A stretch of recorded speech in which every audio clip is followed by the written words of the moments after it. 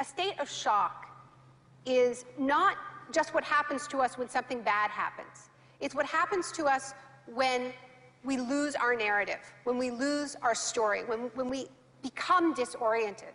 What keeps us oriented and alert and out of shock is our history. So a period of crisis like the one we're in is a very good time to think about history, to think about continuities, to think about roots. It's a good time to place ourselves in the longer human story of struggle.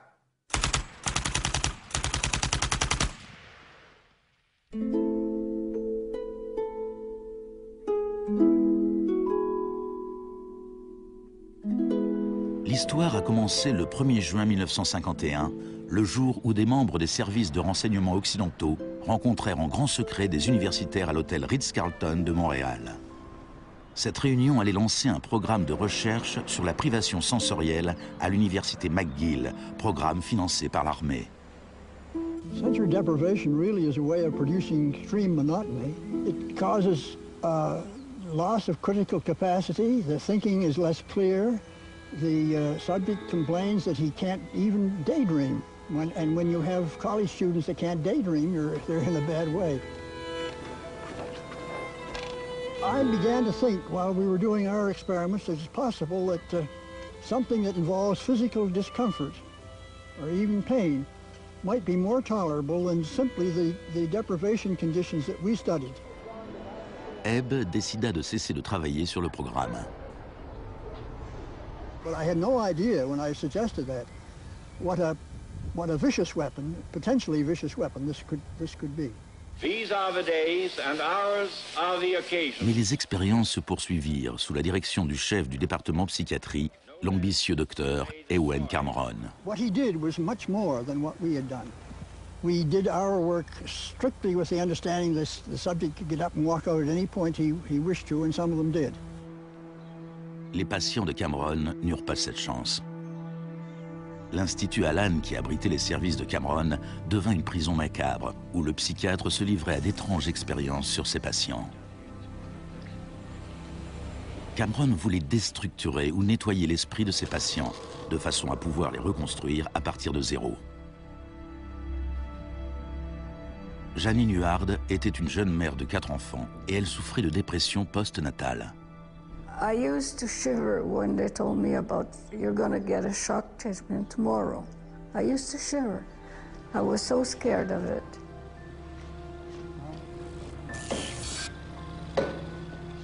And I would wake up in another room, all mixed up and sad, and it used to make me very sad after. You're just like a zombie walking around.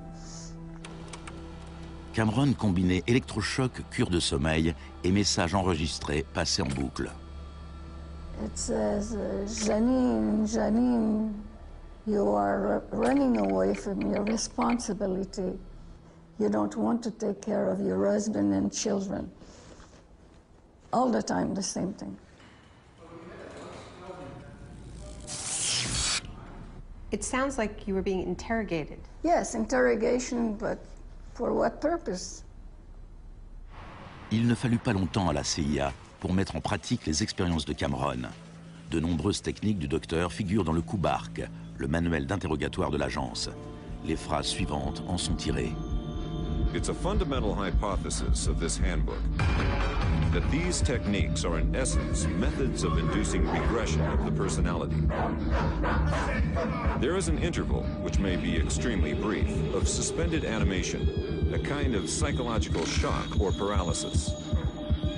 Experienced interrogators recognize this effect when it appears and know that at this moment the source is far more open to suggestion, far likelier to comply than he was just before he experienced the shock.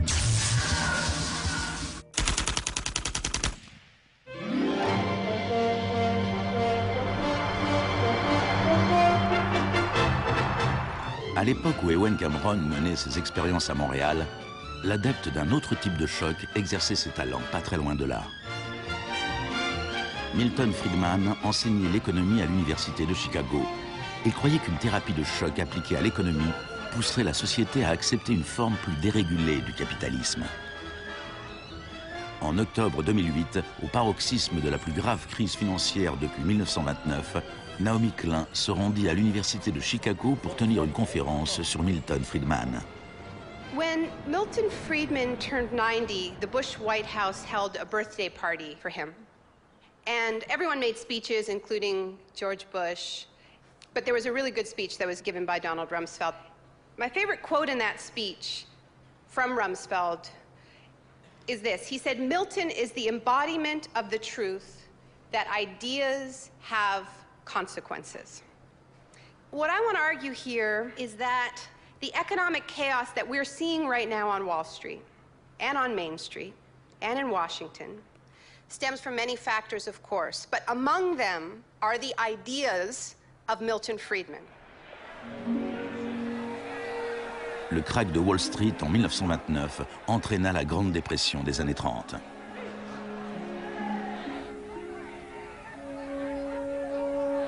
Au cœur de la thèse de Friedman, il y a son opposition au New Deal que le président Franklin Roosevelt décrivit dans son discours d'investiture. Our greatest primary task is to put people to work. This is no unsolvable problem if we face it wisely and courageously. Let me assert my firm belief that the only thing we have to fear is fear itself. Influencé par les idées de John Keynes, Roosevelt lança un vaste programme d'emploi dans les services publics afin de résorber le chômage. Today, depression is a fading memory. Millions of men and women have found employment, and with it confidence and hope. Ce ne fut pas si simple. La dépression dura jusqu'à la Seconde Guerre mondiale, mais après la guerre, le plan Marshall répandit en Europe le modèle keynésien de régulation et d'intervention de l'État.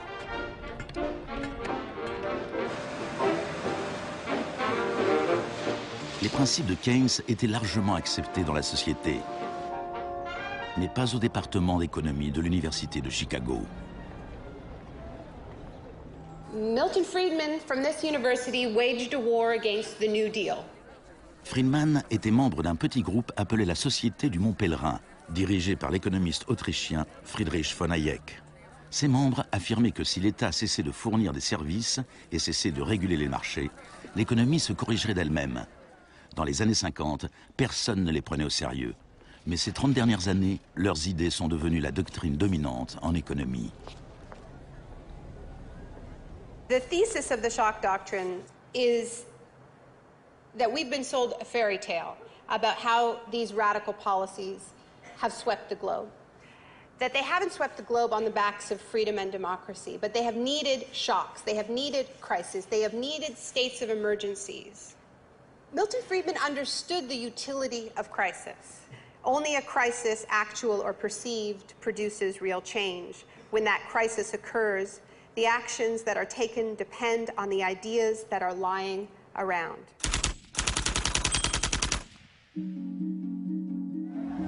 C'est au Chili que les disciples de Friedman apprirent pour la première fois à exploiter un choc ou une crise de grande ampleur. Usually the official storytellers of neoliberalism, the official publicists, don't even mention Chile. They start the story with Thatcher and Reagan because it's much more flattering that way. Dans les années 50 et 60, les politiques progressistes de développement mises en œuvre au Chili étaient un exemple pour tous leurs voisins.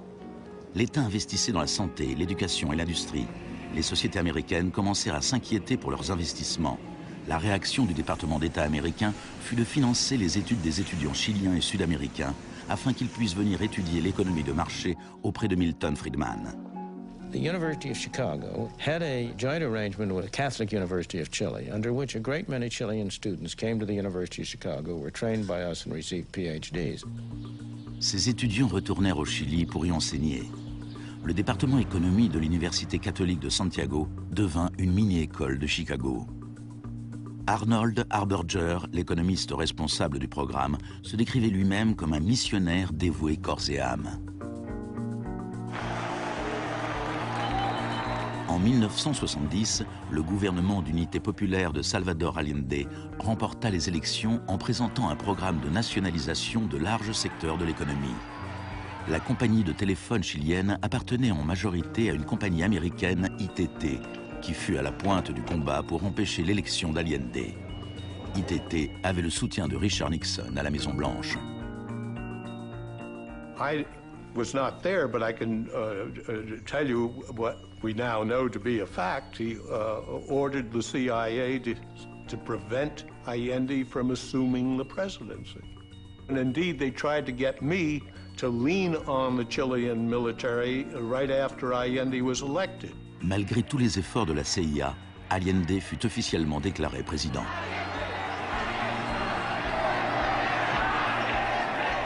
Richard Nixon donna l'ordre au directeur de la CIA de faire hurler l'économie. Señor Nixon es presidente de Estados Unidos y yo soy presidente de Chile.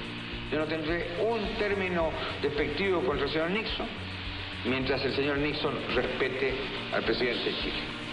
On lança les préparatifs d'un coup d'État militaire. Les Chicago Boys chiliens élaborèrent un programme économique de 500 pages, la brique. Grâce à des fonds américains, on fit tout pour déstabiliser l'économie.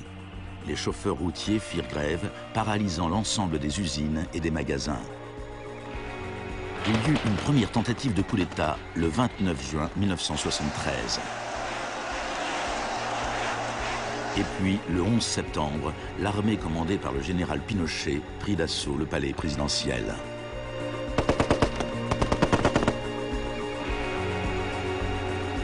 Cela faisait 41 ans que le Chili vivait dans une démocratie pacifique, quand elle fut brutalement renversée par la violence.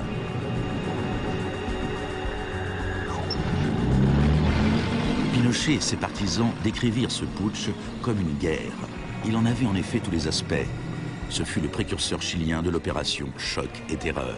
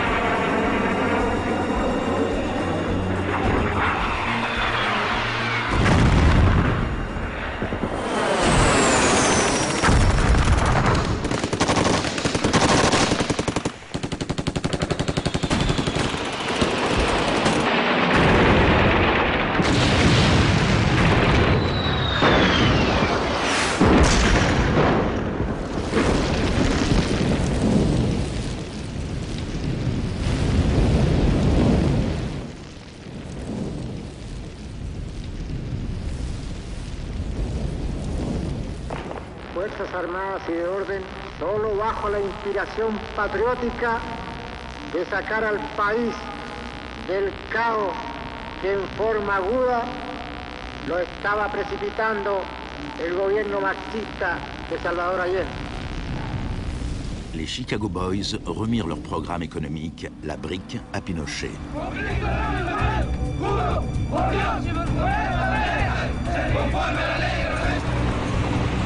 Dans les jours qui suivirent, plus de 13 000 opposants furent arrêtés et emprisonnés.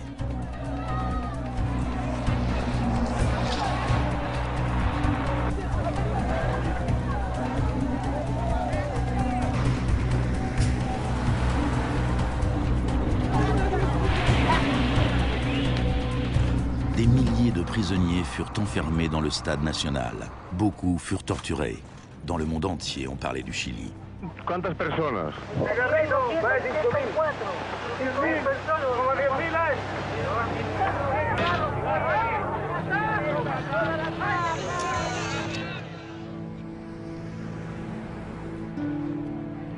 Début novembre, 5000 prisonniers furent relâchés.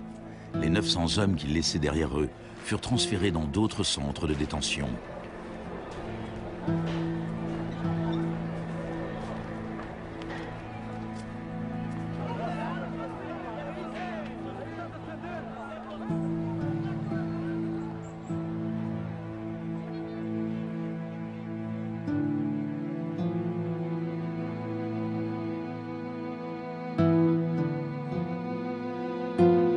Moins Moins d'un mois plus tard, la FIFA autorisait le Chili à disputer un match qualificatif pour la Coupe du Monde dans ce même stade. Leur adversaire, l'Union soviétique, refusa d'y jouer. Le Chili fut autorisé à marquer dans un but vide et put ainsi disputer la Coupe du Monde 1974.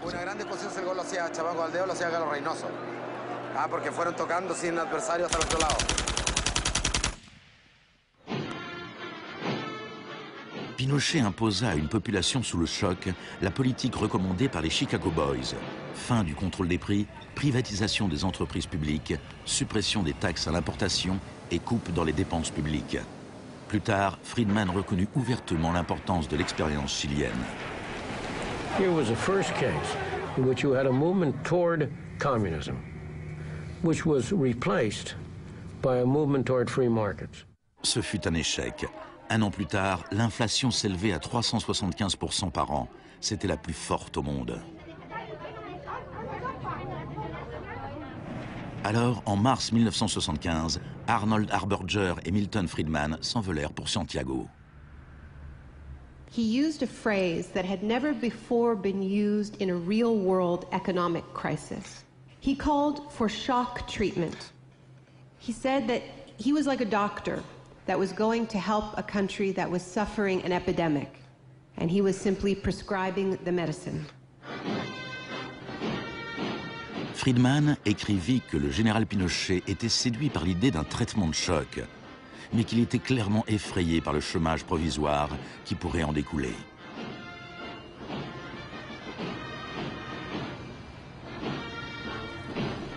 Il devint rapidement évident que la politique économique de Friedman bénéficiait aux riches au détriment des pauvres. On a calculé qu'une famille qui essayait de survivre avec un salaire moyen devait consacrer 74% de ses revenus à l'achat du pain. Les tickets de bus ou le lait étaient devenus un luxe. Pinochet supprima la distribution gratuite de lait à l'école, une mesure qui fit écho à la politique controversée d'une jeune ministre de l'Éducation en Grande-Bretagne, qui devint plus tard son amie.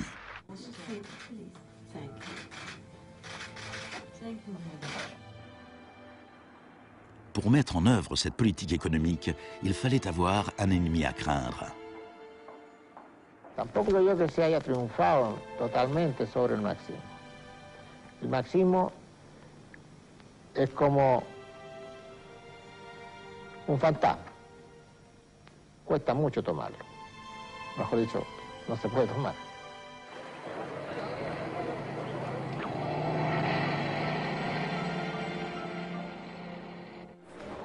Friedman et Harberger soutenaient que l'économie de marché était inséparable de la liberté et de la démocratie. Mais au Chili, où leurs idées étaient mises en application dans le contexte d'une dictature militaire, c'est le contraire qui était vrai. De nombreux Sud-Américains établirent un lien direct entre les chocs économiques qui appauvrissaient des millions de gens et l'épidémie de torture infligée à ceux qui croyaient en une société différente. L'un d'entre eux était Orlando Letelier. Letelier avait été l'ambassadeur d'Allende à Washington. Il passa une année entière dans les prisons de Pinochet avant d'être exilé aux États-Unis.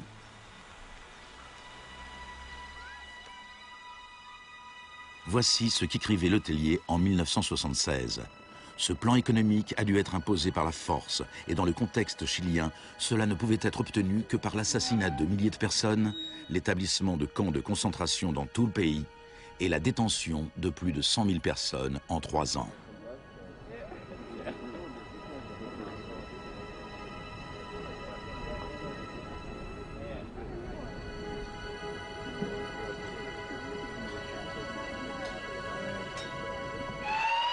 Moins d'un mois plus tard, Letelier fut tué dans un attentat à la bombe.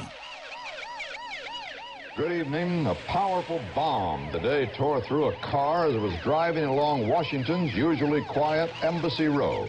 The Chilean was Orlando Letelier, who also had been foreign minister during the last months of the late Salvador Allende's Marxist regime. Richard Roth reports.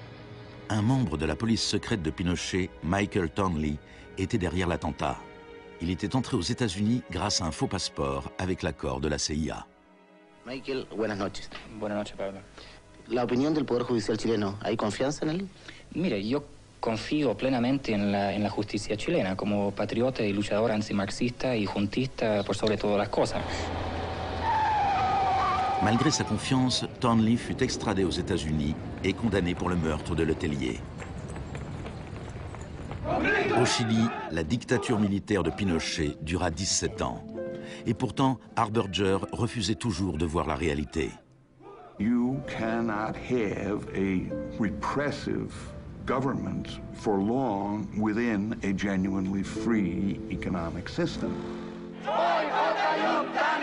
L'année même où Orlando Letellier fut assassiné, Milton Friedman reçut le prix Nobel d'économie. You know, you people have such a distorted idea of what went on. Let me tell you some facts. Number one, I was offered 2 honorary degrees by universities in Chile before I went down. I refused to take them because those universities were being supported in part by public funds, and I did not want to appear in any way to provide any support to the political system in Chile. I'm not a representative of Chile. I'm not an advisor to Chile. I have no commitments to the government of Chile.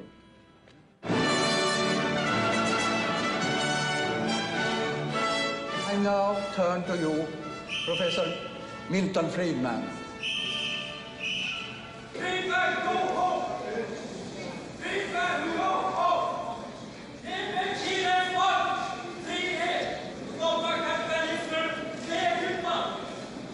I am very sorry for this incident.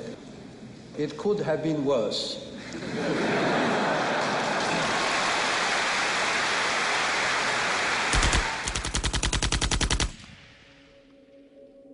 What I'm trying to do in the shock doctrine is tell an alternative history of how this savage stream of pure capitalism that we've been living, capitalism unrestrained, came to dominate the world. Le Chili n'était pas le seul pays d'Amérique latine qui suivait la politique préconisée par l'école de Chicago. Les disciples de Friedman tenaient des postes clés au Brésil et ils conseillaient le gouvernement uruguayen. Le 24 mars 1976, un putsch militaire renversa le gouvernement d'Isabel Perón en Argentine. Une junte de 3 généraux dirigée par le général Videla prit le contrôle du pays. Les Chicago Boys décrochèrent des postes économiques très importants au sein du gouvernement militaire. Ils profitèrent de l'occasion pour effectuer des changements majeurs dans la vie économique et sociale. Moins d'1 an après le coup d'État, les salaires avaient perdu 40% de leur valeur. Les usines fermaient. La pauvreté se multipliait. Comme au Chili, il a fallu terroriser la population pour lui faire accepter ces mesures économiques. Videla avait appris de Pinochet. Il adopta la tactique des disparitions. Mélange de terreur publique et privée, ces disparitions étaient souvent exécutées en plein jour, mais elles pouvaient toujours être niées.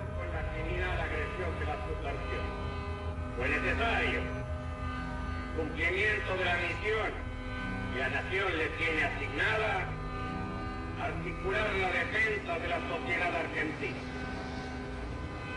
Las reglas de esta guerra no convencional, que no buscamos ni provocamos, son distintas. De nombreuses techniques utilisées par les militaires chiliens et argentins leur avaient été enseignées à l'École des Amériques, dirigée par les États-Unis. Torture techniques taught, from rape to derobing to torture with pointed objects, breaking of extremities, poking eyes out, branding. In Latin America, there are various regimes which at the moment are abusing human rights. Political murder, torture, deportations, imprisonment without trial, using the techniques they may have learned in this establishment. You may be right. If you can say that the skills which we've taught here have been applied, I can't deny that. The use of torture of a known enemy soldier to gain some kind of military advantage, I think is justifiable and smart. To go beyond that, to use torture techniques merely to intimidate people is completely wrong, unethical and immoral. Mais en Argentine et au Chili, ces techniques de torture ne furent pas utilisées seulement sur des soldats ou sur des terroristes, mais sur des étudiants, des syndicalistes et sur tous ceux qui s'opposaient à la politique économique ultralibérale du régime.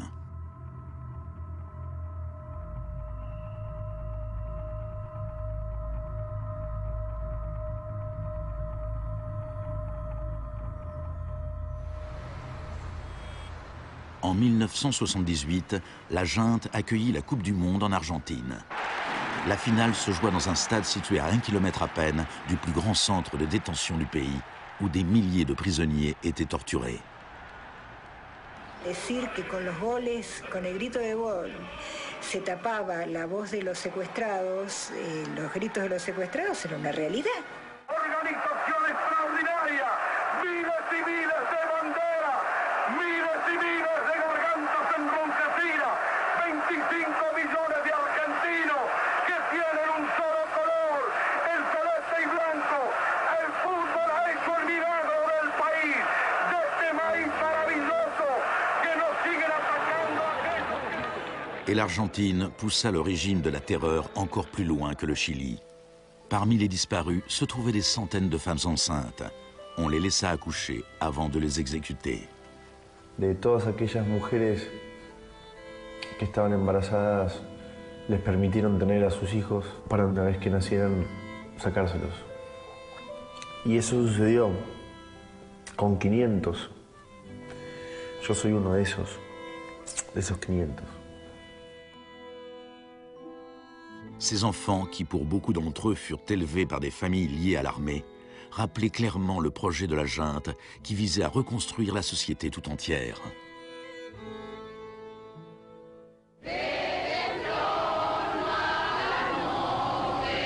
Alors que la junte était toujours au pouvoir, des mères et des grands-mères de disparus commencèrent à manifester sur la place de Mai.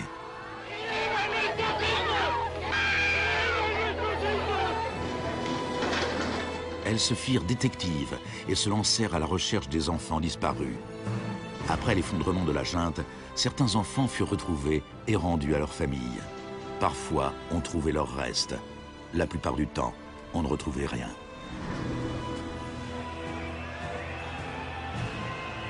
Le général Videla fut reconnu coupable de meurtre, d'enlèvement et de torture.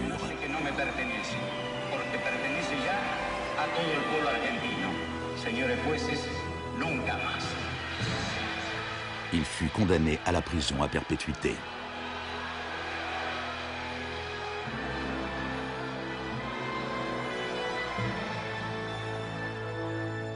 Now, these early experiments in Latin America presented Friedman and his cohorts with a serious ideological problem.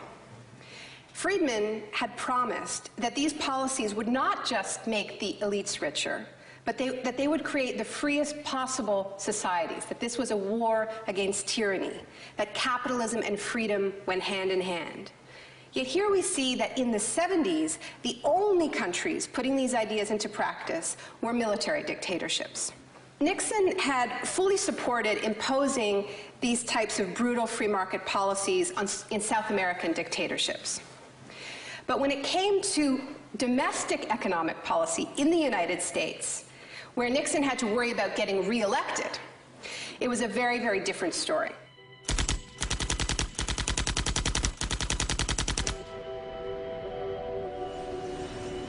Friedman entretenait d'excellentes relations avec Nixon. Plusieurs de ses collègues et disciples de l'école de Chicago avaient été recrutés pour travailler au sein du gouvernement. Donald Rumsfeld était l'un d'entre eux.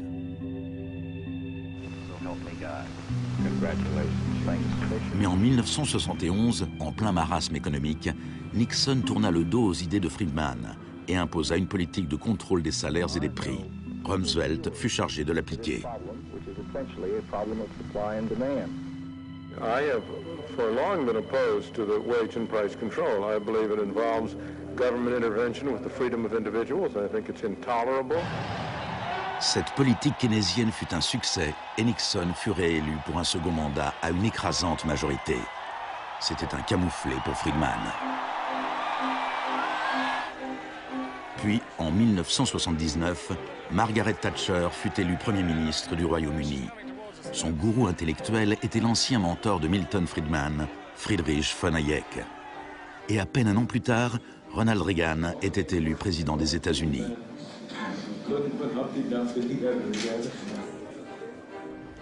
La Grande-Bretagne et les États-Unis étaient désormais dirigés par des Friedmaniens sans état d'âme. Margaret Thatcher's program when she came in had 4 planks. Cut government spending, cut tax rates, reduce government ownership and operation of industries or regulation of industry, and have a moderate and stable monetary policy to bring down inflation. Après ses 3 premières années au gouvernement, le chômage avait doublé dans certains secteurs de l'économie, déclenchant des vagues de grève. La cote de popularité de Thatcher avait chuté de 25%. Des émeutes éclatèrent dans les grandes villes du royaume. Même les admirateurs de Thatcher se posaient des questions. The economic performance of the Thatcher government has been mixed.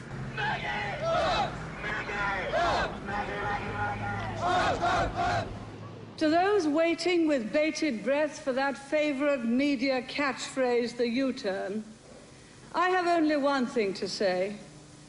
U-turn if you want to. The ladies not for turning. Friedrich von Hayek exhorta Thatcher à imiter la thérapie de choc économique de Pinochet. Thatcher répondit: en Grande-Bretagne, vu nos institutions démocratiques et la nécessité d'un fort consensus, certaines des mesures adoptées au Chili sont tout à fait inacceptables.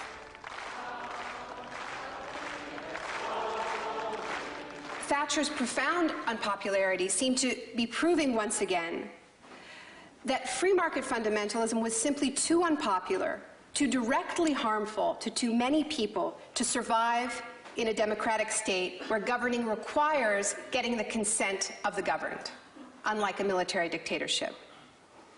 What pulled Thatcher back from the abyss and ultimately saved the project was a crisis. Indeed, it was the ultimate crisis. It was a war. We are here because for the first time for many years, British sovereign territory has been invaded by a foreign power. The government has now decided that a large task force will sail as soon as all preparations are complete. HMS Invincible will be in the lead. La plupart des Britanniques n'avaient jamais entendu parler des îles Malouines. Mais quand l'Argentine envahit ce petit archipel perdu à des milliers de kilomètres dans l'Atlantique Sud, Thatcher sauta sur l'occasion et justifia son surnom de Dame de Fer. Gentlemen, I've just heard that the white flag is flying over Stanley. La guerre fut terminée en moins de 3 mois. Quand les troupes revinrent en Grande-Bretagne, une vague de célébrations patriotiques déferla sur le pays.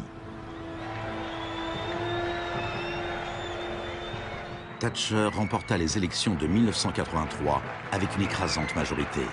Elle pouvait maintenant lancer une thérapie de choc économique semblable à celle qu'on avait vue au Chili.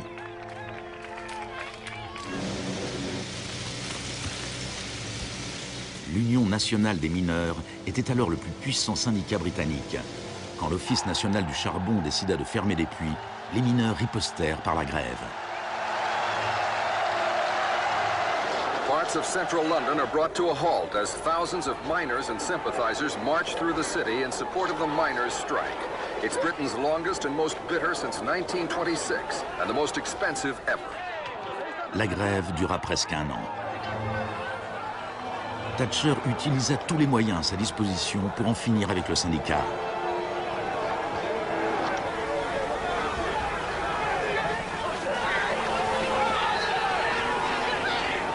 Les mineurs finirent par perdre la bataille. Thatcher utilisa sa victoire pour imposer la révolution des Chicago Boys en Grande-Bretagne. On lança des campagnes publicitaires pour promouvoir le gigantesque programme de privatisation. Thatcher vendit l'industrie de l'acier, le service des eaux, les compagnies d'électricité, de gaz, le téléphone, les compagnies aériennes et le pétrole. Les HLM furent vendus, les services municipaux soumis à adjudication. En 1986, les systèmes bancaires et financiers furent dérégulés. On parla de Big Bang. No one here tonight needs reminding that the Big Bang is only a beginning. Dans la Grande-Bretagne d'avant Thatcher, un PDG gagnait 10 fois plus qu'un ouvrier. En 2007, il gagnait plus de 100 fois plus.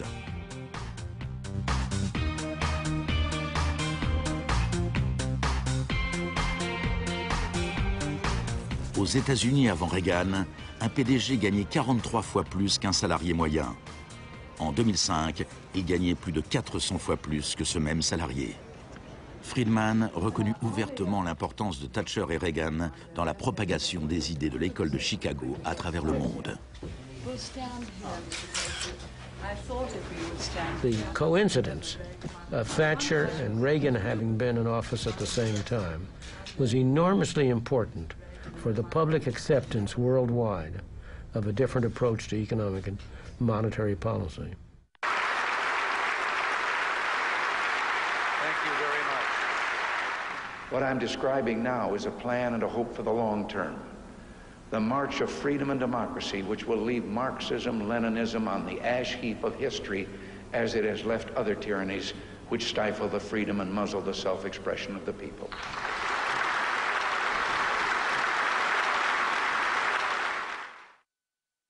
Now, we all know the fairy tale about the fall of communism, that the West under Reagan and Thatcher looked so prosperous to the people of the former communist bloc that they themselves demanded radical free market policies. Now, this really is a fairy tale. It is true that people who had been living under authoritarian communism genuinely wanted democracy. And it's also true that people wanted to be able to go out and buy blue jeans and have Big Macs. That is true. But that does not mean that they wanted the kind of Wild West capitalism of oligarchs gone mad and no social protections that so many Eastern Bloc countries actually ended up with and suffer under to this day. Thatcher, qui avait fait tout ce qu'elle pouvait pour briser la puissance des syndicats en Grande-Bretagne, se rendit en Pologne en 1988 pour afficher son soutien au syndicat ouvrier Solidarność.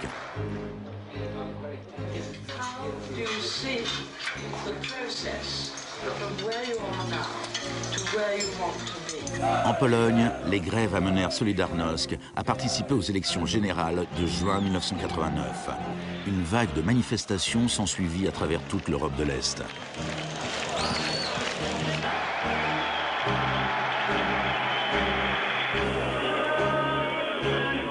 Par le passé, l'Union soviétique avait écrasé par la force tout mouvement démocratique. Mais l'Union soviétique avait à sa tête un nouveau type de leader. Mikhail Gorbatchev était engagé à fond dans la glasnost et la perestroïka. Il parlait d'une troisième voie, d'une transition progressive vers une social-démocratie à la scandinave, quelque chose qui serait situé entre l'économie de marché capitaliste et le communisme. Gorbatchev plaisait au public et aux politiciens occidentaux.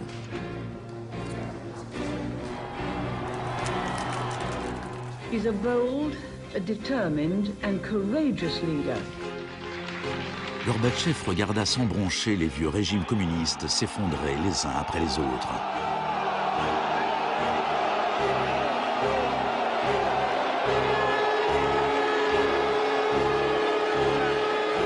À la fin de l'année, le plus célèbre symbole de la division de l'Europe s'écroulait.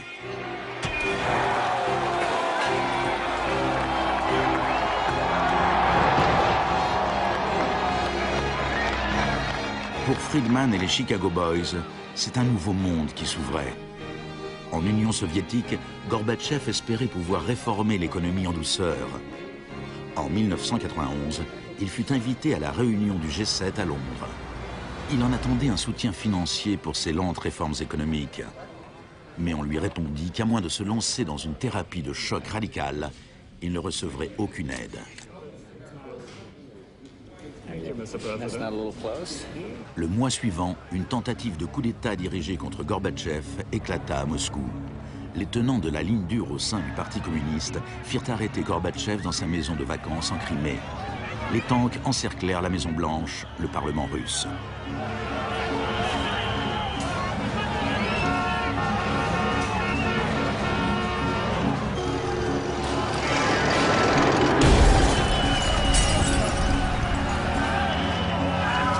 Amid the chaos of street clashes, it was obvious that to reinforce their position, the hardliners would have to resort to violence. Such action between the people and the security forces has not been seen since the early days of the Russian Revolution. By dawn this morning, amid a sea of debris, it was becoming clear that the coup was disintegrating. The Russian parliament building was unscathed. The military had not made their move. Inside, Boris Yeltsin was more powerful than ever. Ce fut l'heure de gloire de Boris Eltsine.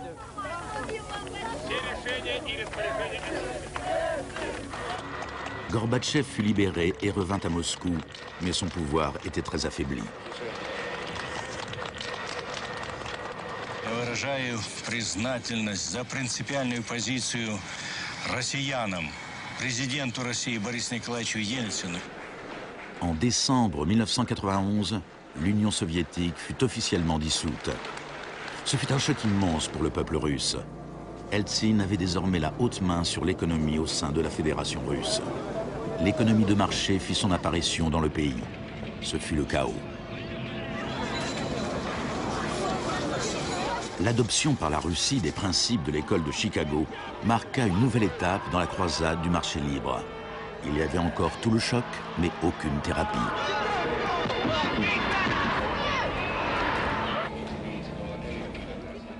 On vantait l'émergence d'un capitalisme populaire, mais dans les faits, seule une petite poignée d'affairistes amassait des fortunes considérables.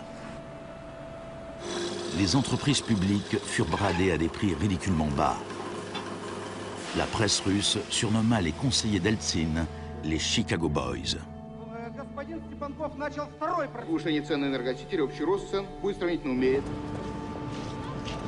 La thérapie de choc appliquée par Eltsine fut telle qu'en 1992, la consommation moyenne avait chuté de 40% en un an. Un tiers des Russes vivaient sous le seuil de pauvreté et les salaires étaient versés avec des mois de retard. One expert today predicted 140 million Russians will soon be living below the poverty line. La corruption sévissait partout. Le crime organisé explosa. Moscou était devenu le nouveau Far West.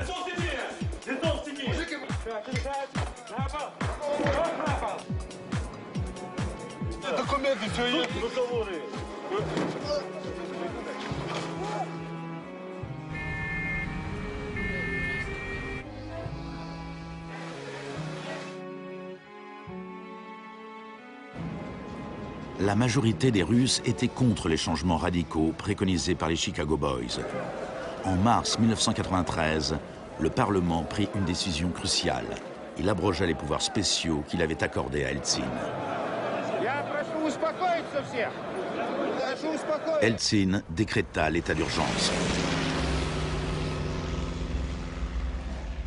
Mais la Cour constitutionnelle déclara sa décision illégale.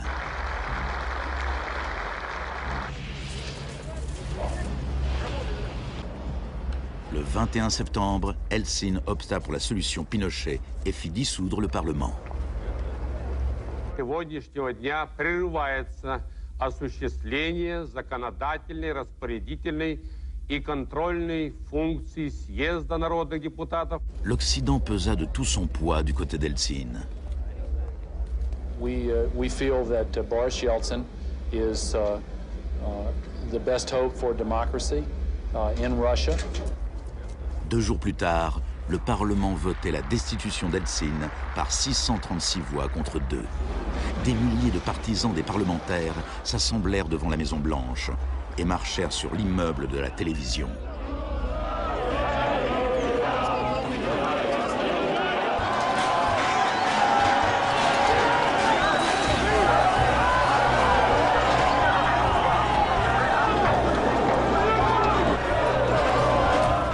Les partisans du Parlement semblaient l'emporter.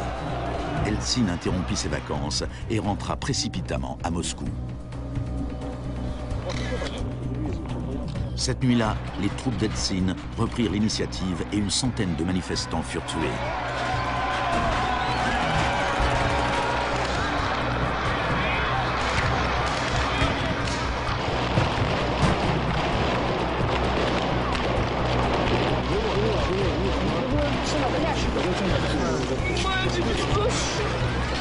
Le 4 octobre, Eltsine donna l'ordre à ses troupes d'attaquer la Maison Blanche, faisant pilonner le bâtiment même qu'il avait défendu 2 ans plus tôt.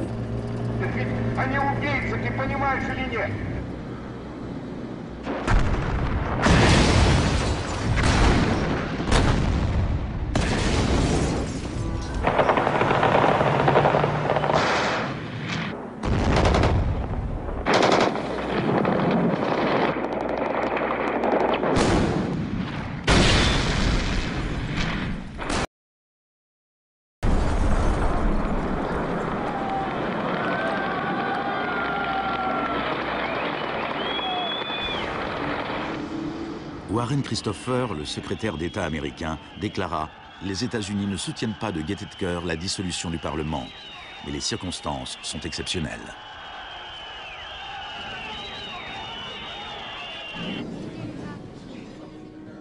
Eltsine avait désormais le pouvoir absolu et suivant les conseils de ses Chicago Boys, il développa un capitalisme des copains. On privatisa ce qui restait des entreprises industrielles d'État, en créant au passage une nouvelle classe d'hommes d'affaires milliardaires, dotés d'une énorme influence politique, les oligarques. En 1998, 80% des fermes russes étaient en faillite et 70 000 usines d'État avaient fermé. En 8 ans, le nombre de Russes vivant dans la pauvreté avait augmenté de 72 millions. Et pendant ce temps, Moscou était devenue la ville où l'on trouvait le plus de milliardaires au monde.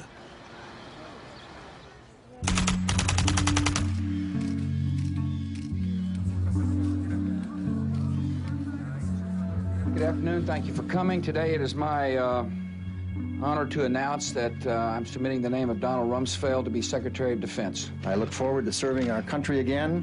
Rumsfeld avait déjà été secrétaire d'État à la Défense sous Gerald Ford, quand l'ennemi que l'on était censé craindre s'appelait l'Union soviétique. I'm not saying with certainty that the Russians are coming. I'm saying the trends are here. I'm not saying the Russians are 10 feet tall. I'm saying they used to be 5'3". They're now 5'9.5", and they're growing.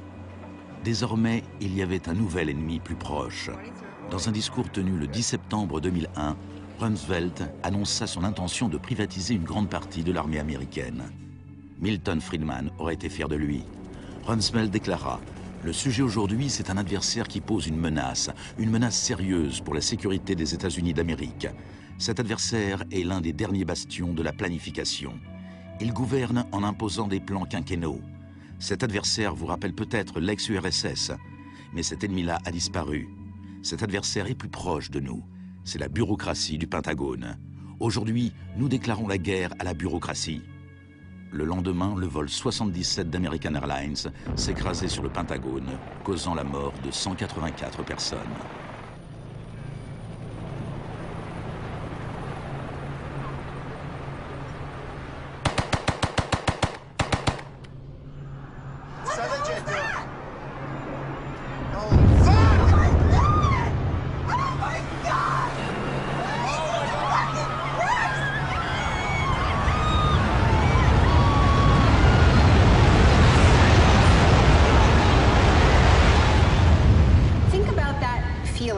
After those attacks. Who are these people? Where did they come from? Why do they hate us? There was a total loss of collective narrative. We were not living in the world that we thought we lived in. And we kept hearing from our political leaders that everything we thought we understood before the attacks no longer applied. There was a new phrase, pre-9/11 thinking. And what happened in that moment is that suddenly news stories sort of magically appeared. That we were in a clash of civilizations. That's the world that we suddenly lived in.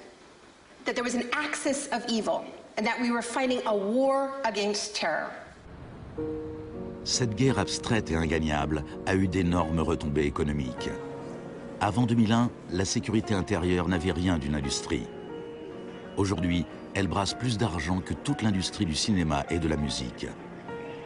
Entre le 11 septembre 2001 et l'année 2006, le département de la sécurité intérieure a offert 130 milliards de dollars de contrats aux entreprises privées. C'est le complexe du capitalisme du désastre, une nouvelle économie bâtie sur la peur. This will be a monumental struggle of good versus evil.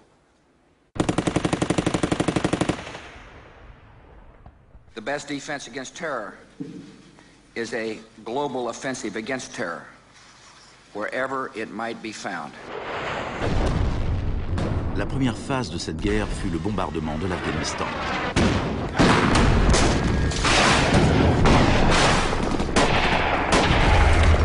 Le gouvernement des talibans fut rapidement renversé. La gestion de l'après-guerre fut plus compliquée. Our fight against terrorism began in Afghanistan, but it will not end there. We're primarily looking at detainees that we can use. We're collecting intelligence.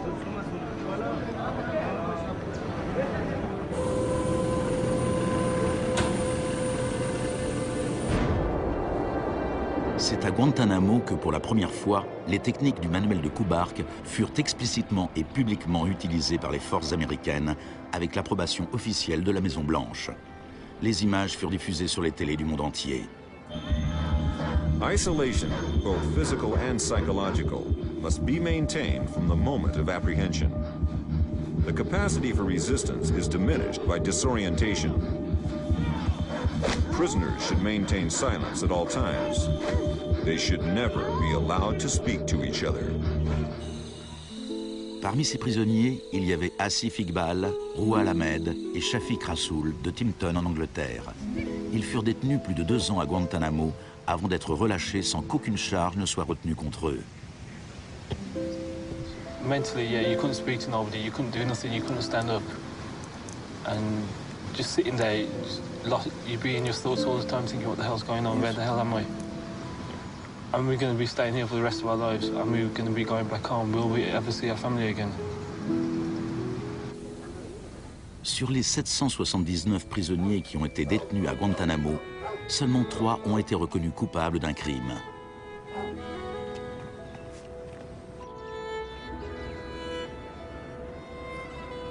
Well, the only thing I know for certain is that these are bad people.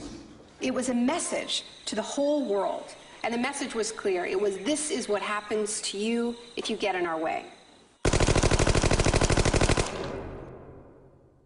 The war on terror is not about one man, and it is not about one country. De nombreuses raisons furent avancées pour justifier l'invasion de l'Irak. Mais si les États-Unis avaient vraiment voulu attaquer un pays où se cachaient sans doute les chefs d'Al-Qaïda, un pays qui possédait l'arme nucléaire et qui vendait cette technologie nucléaire à d'autres pays, alors c'est le Pakistan qui aurait dû être visé. Le Pakistan entretenait des relations étroites avec les talibans et il était dirigé par un dictateur militaire.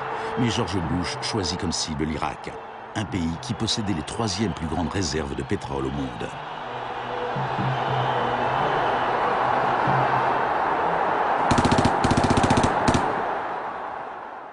Now, about the Defense Department's war plan. It is not like that for the Gulf War. It's more along the lines of the Panama invasion of 1989. CBS News has been told it would start on what's called A-Day. A as in airstrikes. Airstrikes so devastating, they would leave Saddam's soldiers unable or unwilling to fight. The idea is to rain down the thunder so hard as to create, quote, shock and awe. If the Pentagon sticks to its current war plan, one day in March, the Air Force and Navy will launch between 300 and 400 cruise missiles at targets in Iraq. More than were launched during the entire 40 days of the first Gulf War. The sheer size of this has never been seen before, never been contemplated before. Harlan Ullman is one of the authors of the shock and awe concept, which relies on large numbers of precision-guided weapons. So that you have this simultaneous effect, rather like the nuclear weapons at Hiroshima, not taking days or weeks, but in minutes.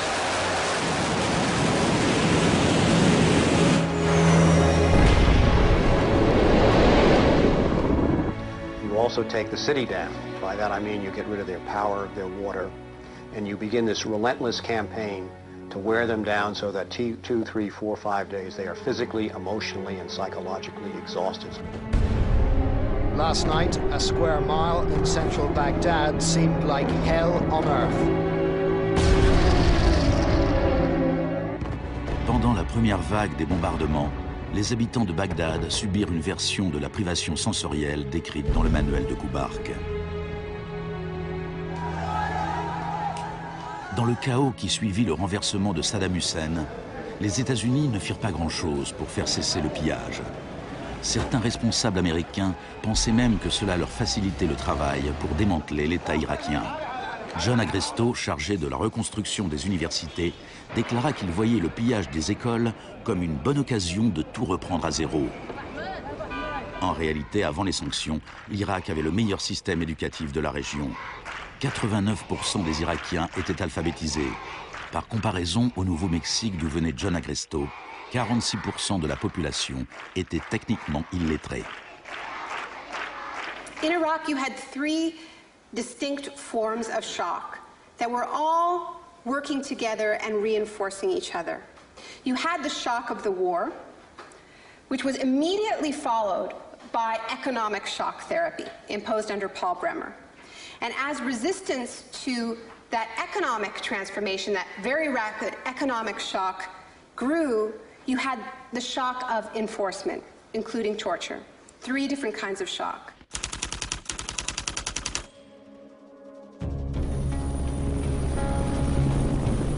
En mai 2003, Paul Bremer fut nommé administrateur américain en Irak. 2 semaines après son arrivée, il déclara le pays ouvert aux affaires. We consider that the coalition had very broad authorities to determine the direction of the Iraqi economy. Bremer ne connaissait pas grand-chose à l'Irak, mais il connaissait bien le capitalisme du désastre. Dès le début du boom de la sécurité intérieure, il s'était lancé comme expert conseil dans le domaine des mesures de crise. Today is a very important day in Baghdad. Bremer passa les 4 premiers mois à signer des décrets tout droit sortis de l'école de Chicago. Rumsfeld décrivit les nouvelles lois irakiennes en matière d'investissement et d'impôts comme les lois les plus avancées et les plus incitatives du monde libre. L'une des premières décisions de Bremer fut de licencier 500 000 fonctionnaires. Ce fut présenté comme une mesure de débahatification, mais le démantèlement de l'État était aussi une mesure typiquement friedmanienne. On promit des aides pour la reconstruction. Our investment in the future of Afghanistan and Iraq is the greatest commitment of its kind since the Marshall Plan. Mais dans la réalité, les choses furent tout à fait différentes. Le plan Marshall avait pour objectif de relancer l'industrie européenne, alors que l'argent de l'aide américaine en Irak est allé dans les poches des compagnies américaines. Quand du travail provenait jusqu'aux Irakiens, c'était tout au bout d'une chaîne de sous-traitants. Creative Associates reçut plus de 100 millions de dollars pour rédiger des programmes éducatifs et imprimer les nouveaux manuels scolaires. La société de conseil en management et technologie Bearing Point reçut 240 millions de dollars pour élaborer un modèle économique basé sur le marché applicable à l'Irak. La société RTI, basée en Caroline du Nord, toucha 466 millions de dollars pour ses conseils afin d'introduire la démocratie en Irak. Et Halliburton reçut 20 milliards de dollars pour ses frais, en plus de ses contrats irakiens. Parsons reçut 186 millions de dollars pour construire 142 cliniques. On en construisit seulement 6. La fourniture d'eau et d'électricité ne s'améliorera pratiquement pas, malgré les milliards dépensés pendant les 4 premières années. We're going to succeed here, and when we succeed here, we will have done something important, not just for 25 million Iraqis. We will have done something that serves Western interests in this whole region. Même la nouvelle monnaie irakienne était imprimée à l'étranger. Let me show you an example of these notes. Les Américains allèrent jusqu'à payer des entreprises privées pour qu'elles contrôlent le travail des entreprises privées qui avaient obtenu des contrats.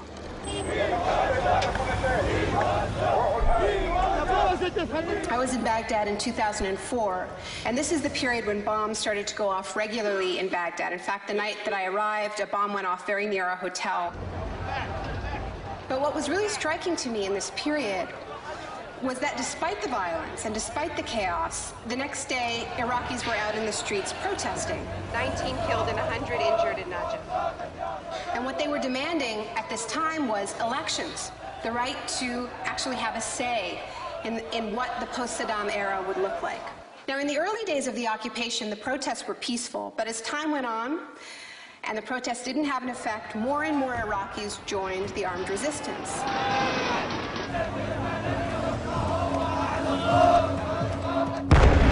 La violence devint le lot quotidien.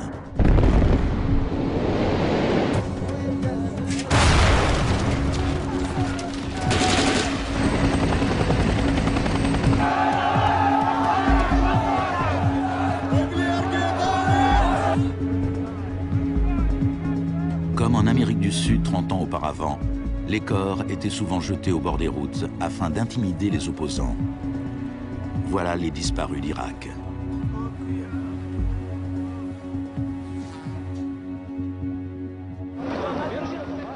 Il fallut prendre des mesures extrêmement violentes pour supprimer l'opposition.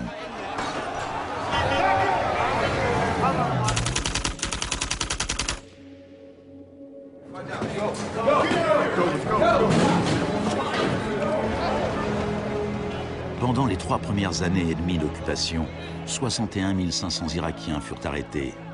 Au printemps 2007, 19 000 étaient encore emprisonnés. En prison, ils subirent des interrogatoires dont les techniques remontaient à celles que la CIA avait mises au point à la suite des expériences du docteur Cameron dans les années 50.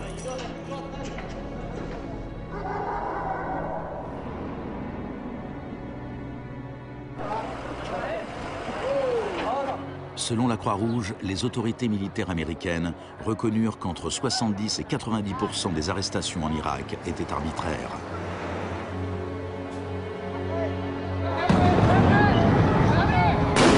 Le chaos irakien ressemble bien à un échec pour la thérapie de choc.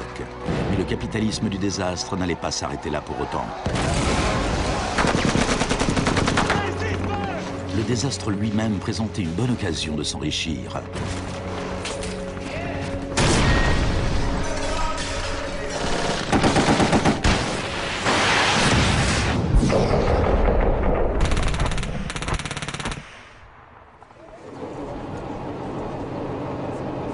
Les dépenses militaires américaines ont pratiquement doublé depuis 2001.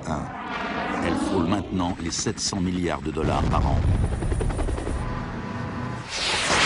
Déjà en 1961, le président Eisenhower, qui était pourtant tout sauf un homme de gauche, soulignait les dangers d'un appareil militaire trop puissant. Now this conjunction of an immense military establishment and a large arms industry is new in the American experience.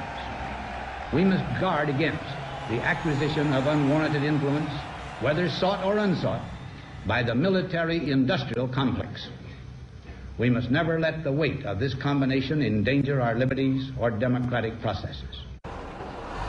Il n'y a jamais eu dans l'histoire récente de guerre aussi privatisée que cette guerre en Irak. La zone verte de Bagdad est une version extrême de ce qui se passe ailleurs sur la planète. On a là un monde privatisé qui vit en sécurité, protégé du chaos extérieur.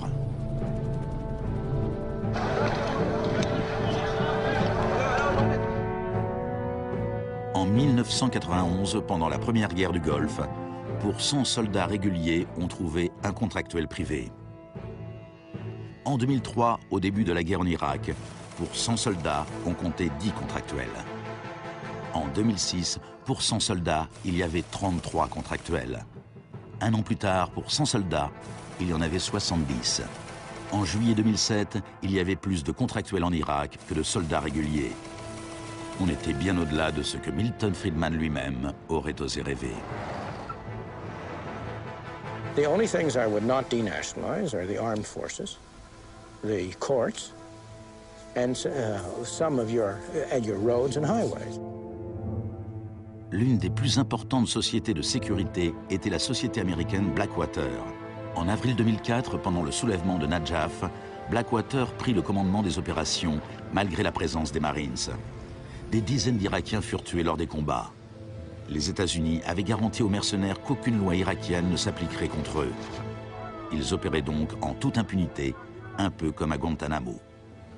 I asked your Secretary of Defense a couple months ago what law governs their actions. Mr. I was going to ask him. Go ahead.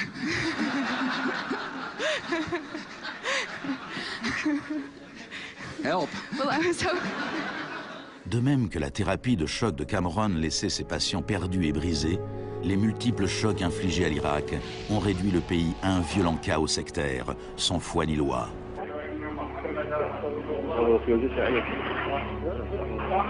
À l'époque de l'exécution de Saddam Hussein en 2006, 1 millier d'Irakiens étaient assassinés chaque semaine.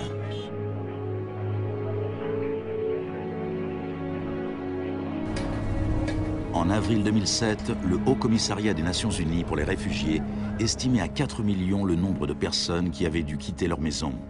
Des centaines de milliers d'Irakiens étaient morts. I think the historians will write very clearly that we did a great and noble thing here.